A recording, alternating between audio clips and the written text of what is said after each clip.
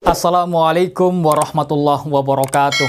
Alhamdulillahirabbil alamin wassalatu wassalamu ala asrafil anbiya'i wal mursalin sayyidina wa maulana Muhammadin wa ala alihi wa ashabihi ajmain amma ba'du.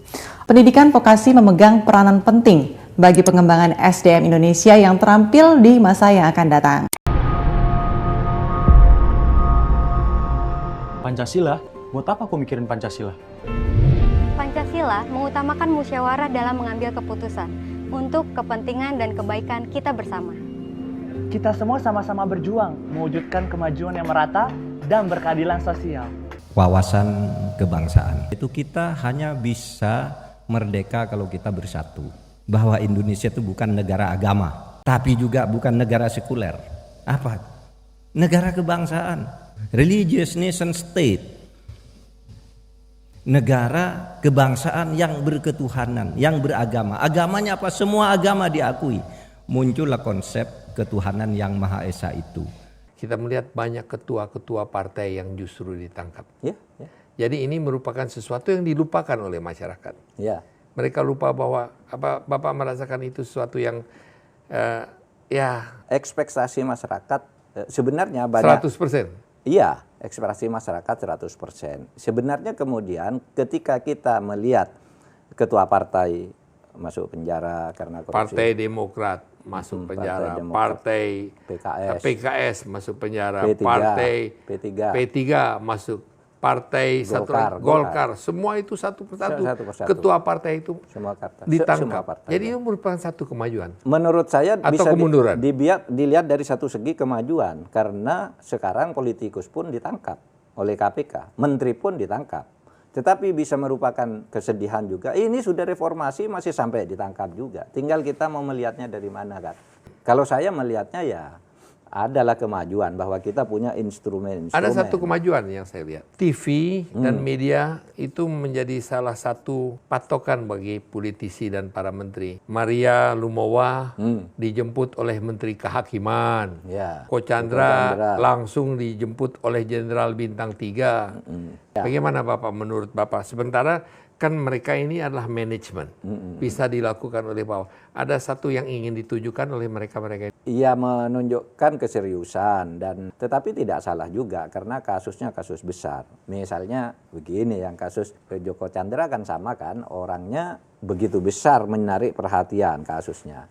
Ya lalu orang tidak percaya kepada polisi kan, tidak percaya kejaksaan. Lalu polisi melakukan operasi yang menjamin itu dan saya turun sendiri. Kata Pak Listio waktu ketemu saya. Sudah saya cari sampai dapatkan gitu. Akhirnya dapat. Politik Indonesia kembali diwarnai dengan kehadiran 3 partai baru yang siap memecah suara umat Islam dan kaum milenial dalam kontestasi jangka panjang pemilu 2024 mendatang. 2 partai baru merupakan sempalan partai lama, yakni Partai Gelora yang dimotori oleh Fahri Hamzah dan Anies Mata dari Partai Keadilan Sejahtera PKS, serta kelompok loyalis Amin Rais dari Partai Amanat Nasional PAN yang memisahkan diri untuk membentuk Partai Umat yang baru mendeklarasikan partainya dengan logo perisai tauhid hitam keemasan. Kemudian salah satu partai Islam tertua di Indonesia, Partai Masyumi yang baru saja mendeklarasikan diri tepat pada ulang tahunnya ke-75 untuk kembali aktif dalam kancah politik nasional, di mana partai ini akan dimotori oleh ex-Ketua Majelis Ulama Indonesia, Ahmad Khalil Ridwan. Diprediksi oleh pengamat politik dari Presiden University,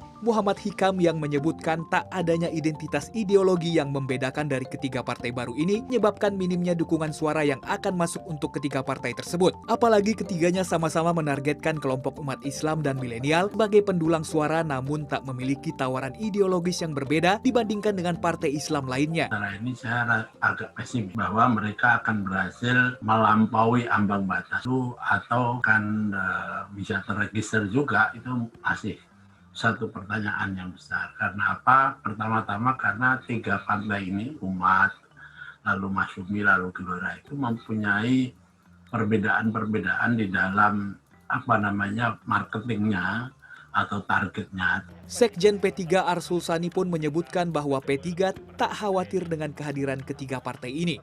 Ia menyebutkan P3 memiliki pemilih loyal yang cukup solid dan besar meski telah terjadi sejumlah konflik internal partai seperti kasus korupsi ex-ketum P3, Romahur Muzi. P3 punya pemilih yang solid. pemilih ideologis, pemilih tradisional ya. Karena dalam keadaan partai yang begitu katakanlah tidak menarik karena kejadian-kejadian itu, masih ada yang milih seperti itu. Nah, jadi kami tetap optimis. Apalagi ternyata dibandingkan dengan suara P3 pada pemilu 2009, di 2019 itu masih lebih banyak. Ini artinya ada peluang bagi P3. Begitupun dengan Partai Kebangkitan Bangsa PKB yang menyebutkan bahwa tak khawatir dengan kehadiran ketiga partai Islam ini. Namun begitu, Waketum PKB Jazilul Fawaid menyebutkan pihaknya tetap membuka opsi bagi sejumlah partai Islam tersebut untuk menyatukan suara agar memiliki basis suara yang kuat sebagai modal pemilu yang akan datang. Kalau PKB tidak merasa khawatir ya dengan lahirnya partai baru, Partai Masyumi, cuman yang sebab apa? PKB selalu mengedepankan kebersamaan, persatuan.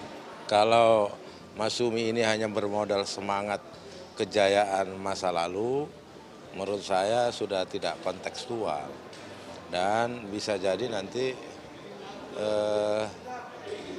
tidak lolos nanti di elektoral maupun persyaratan. Meski bukan tidak mungkin ketiga partai ini berpotensi menjadi partai besar, setiap tokoh yang memotori partai ini harus memiliki tawaran ideologis yang baik untuk kepentingan masyarakat. Terima kasih. Wassalamualaikum warahmatullahi wabarakatuh.